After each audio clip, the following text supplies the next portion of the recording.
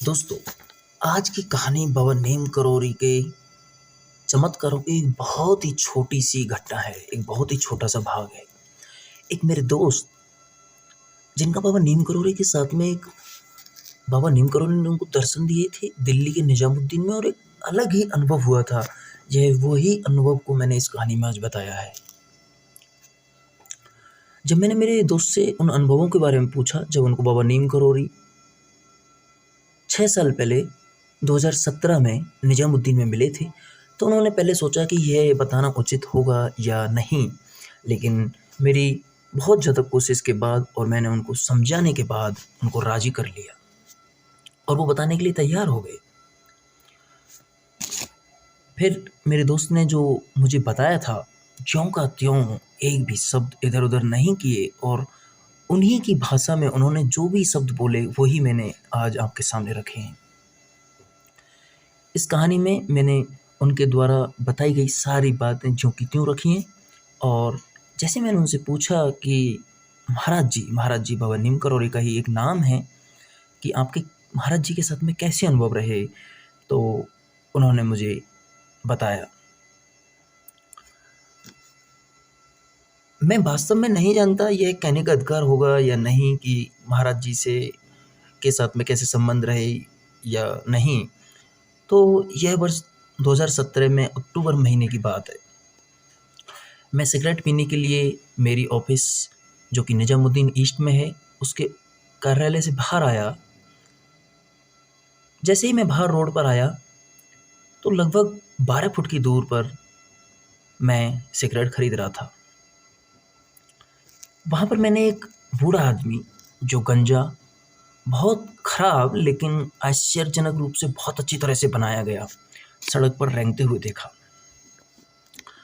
वह मेरे लिए पूरी तरह से ठीक लग रहा था क्योंकि वह अपंग प्रतीत नहीं हुआ था, लेकिन वह सड़क पर रेंग रहा था। मैंने उसे देखा और अनदेखा किया और मैंने मेरा सिगरेट समाप्त किया और मैं ऑफ़िस के अंदर चला गया। लगभग 1.5 घंटे के बाद मैंने फिर से काम से ब्रेक लिया और फिर सिगरेट पीने के लिए बाहर आया। जब मैं बाहर आया, मैंने उसी बूढ़े आदमी को उसी जगह पर रेंगते देखा।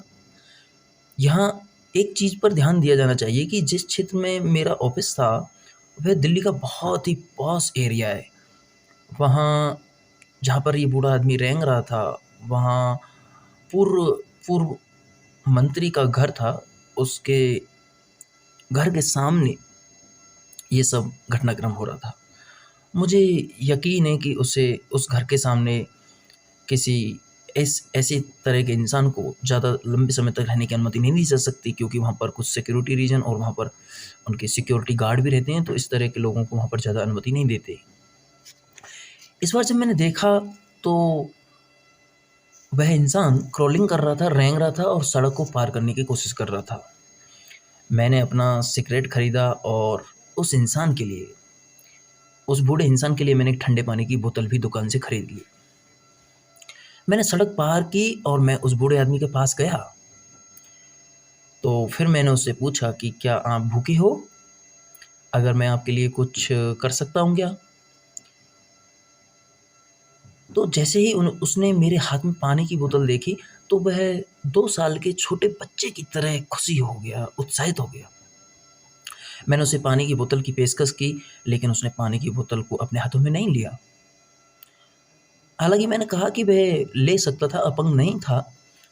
उसने मुझे बोला कि पानी की बोतल से पानी मेरे मुँह में डालो। इससे पहले कि मैं पानी की बोतल खोल रहा था, उसने मुझे रोका और मुझसे पूछा कि क्या मैं भगवान राम में विश्वास करता हूँ?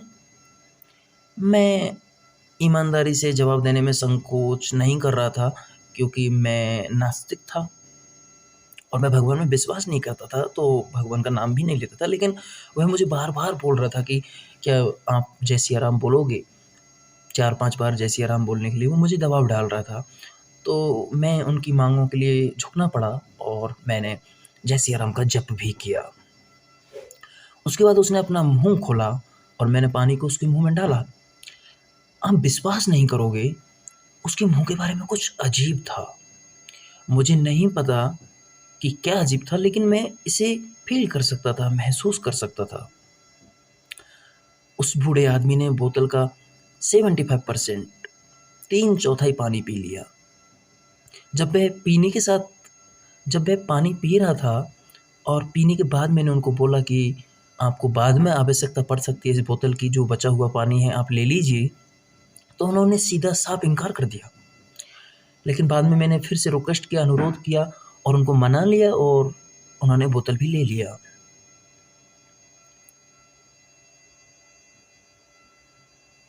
फिर मैं थोड़ा-सा चिंतित था कि एक बूढ़ा आदमी इस सड़क पर किस तरह से रेंगता रहेगा, क्या करेगा, कैसे रहेगा? यहाँ पर एक गरीब आदमी के लिए यहाँ पर कोई जगह ही नहीं है आस-पास, क्योंकि एक पॉश इलाका था। और तो मैं थोड़ा-सा चिंतित हुआ क्योंकि वहाँ पर कोई अच्छी व्यवस्थित ऐसे गरीब बूढ़े इंसानों के लिए कोई जगह नहीं थी।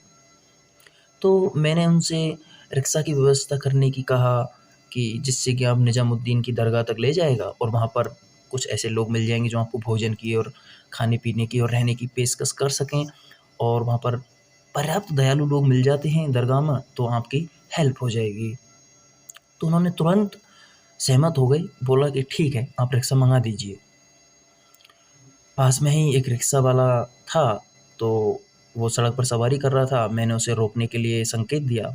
रिक्शा वाला मेरे पास आ गया और रुक गया। लेकिन ये रिक्शा वाला भी अन्य लोगों की तरह नहीं था, जैसे पतला, कुपोषित या बीमारू टाइप।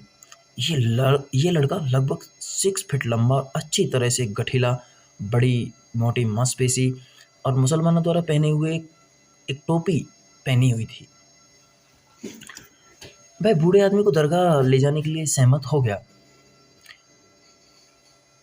फिर मैंने कहा कि यह जो बूढ़ा आदमी है ये बहुत ज़्यादा भारी है, जिसका वज़न लगभग 90 केजी है और सड़क पर रेंग रहा है, इसलिए चलने में सक्षम नहीं है और आप इसको दरगाह तक छोड़ दीजिए।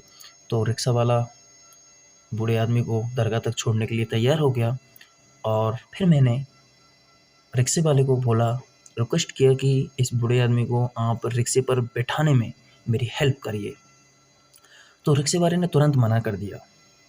उन्होंने कहा कि आप खुद बूढ़े आदमी को उठाइए और उठा करके रिक्शे में बिठाइए, मैं आपकी हेल्प नहीं करूँगा। मैं थोड़ा-सा डाउट में था, संदेहजनक था कि इस बूढ़े आदमी जिसका वज़न 90 से 100 किलोग्राम के लगभग है, मैं कैसे उठा पाऊँगा? लेकिन मेरे पास कोई और विकल्प नहीं था। मैंने अपने हाथों से बूढ़े आदमी की बाहों में अच्छे से पकड़ा, ग्रिप बनाया और आप विश्वास नहीं करोगे, मैंने उसको उठा लिया। सबसे बड़ा आश्चर्य जो हुआ, बूढ़े आदमी को उठाते हुए मुझे कोई वज़न ही नहीं लग रहा था। उस बूढ़े आदमी का वज़न 2-3 साल के बच्चे की तरह था। मैं इस पल का अनुभव करने पर पूरी तरह से सुन्न हो गया।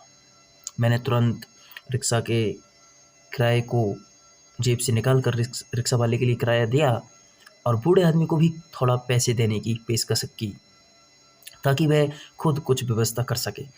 लेकिन आश्चर्यजनक हुआ, बूढ़े आदमी ने पैसे लेने से इनकार कर दिया। उसने मुझ पर मुस्कुराया, मुझे आशीर्वाद दिया और दोनों ने अपना रास्ता लिया और रिक्शा वाला उस बूढ़े आदमी को लेकर निकल गया।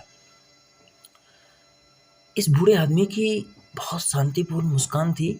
मुझे याद है कि वो वाइब्रेशंस ही कुछ अलग थे, कुछ डिफरेंट थे।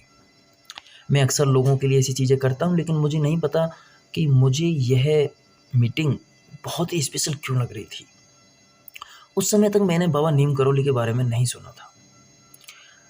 बस 1 महीने बाद मैंने नीम करोली बाबा महाराज जी की तस्वीर देखी। जिस क्षण मैंने बाबा को देखा, जिस क्षण मैंने तस्वीर में बाबा नीम करोली को देखा, मुझे याद आया कि यह तो वही आदमी है जो मुझे निजामुद्दीन में सड़क पर रेंगते हुए मिला था। मैं बहुत दृढ़ता से महसूस करता हूँ कि मेरे पास 2017 में मैंने बाबा जी का दर्शन किया था। मैंने महाराज जी का दर्शन 2017 में निजामुद्दीन में किया था। अब जब मैंने आपको बता ही दिया है और महाराज जी के बारे में पढ़ा है, तो मैं यहाँ पाठकों को बताना चाहता हूँ कि महाराज जी सिर्फ एक सिद्धांत से रहते हैं। अपने हर किसी शिष्य को वो बताते हैं कि गरीबों की सेवा करो और भूखे आदमियों के लिए खाना खिलाओ, क्योंकि भगवान भोजन के रूप में गरीबों के पास आता है। भगवान भोजन के रूप में गरीबों के पास आता है, इसलिए गरीबों को खिलाना बहुत ही ज़रूरी है और जारी रखें।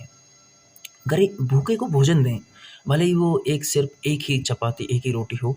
गरीबों की सेवा करते समय कभी ये नहीं सोचें कि आप ये कर रहे हैं। मेरा विश्वास करो, तुम कुछ भी नहीं हो। अगर आप उन्हें अहंकार के साथ सेवा करते हो तो उसका कोई महत्व नहीं होगा। बस सोचें कि श्री राम, हनुमान जी या फिर श्री महाराज जी, बाबा नीम करोड़ी जी के माध्यम से आप गरीबों की सेवा कर रहे हैं। आप तो केवल एक माध्यम है। आपको महाराज जी ने बस एक माध्यम चुना है।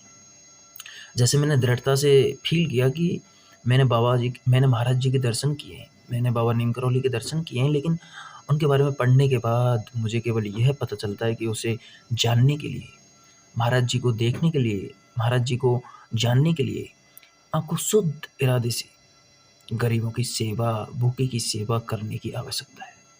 चूँकि भोजन की तलाश करने वाले सभी ज़रूरतमंद लोग महाराज जी के रूप में आपके पास आएंगे, क्योंकि राम, महाराज जी, बाबा नीम करौरी हम सभी के अंदर दिल में रहता है। Thanks for listening my story and please subscribe and hit bell icon and hit the like button. Thank you.